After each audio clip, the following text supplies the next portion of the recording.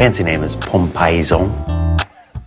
If you're familiar with tater tots, it will remind you of tater tots. For this, I'm just using regular russet potatoes. It's the right balance of waxiness and starchiness. Next thing I'm going to do is grate the potatoes.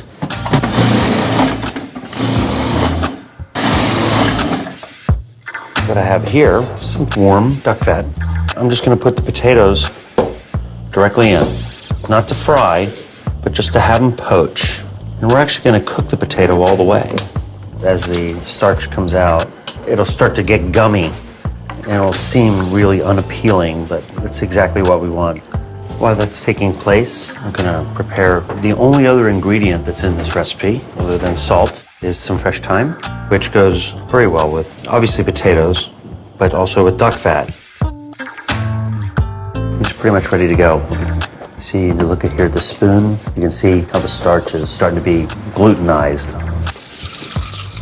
We're gonna drain it, and we're gonna reserve the oil for the final step. And I wanna work with them while they're still warm. I'm gonna season the potatoes with the fresh thyme and lots of good sea salt.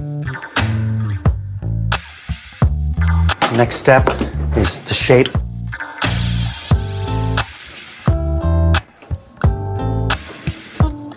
And now I'm gonna let it cool. It's now about 2 hours later. We've allowed them to chill.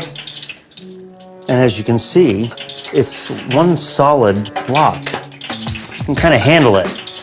So what I'm going to do is just cut them into almost like a fancy French fry.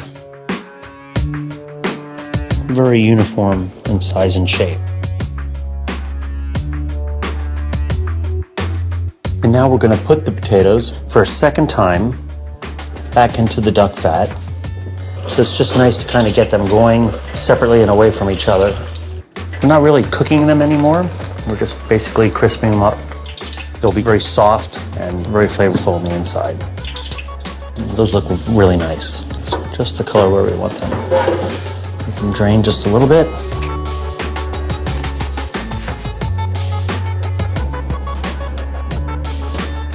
Jenga. Pomme paysan.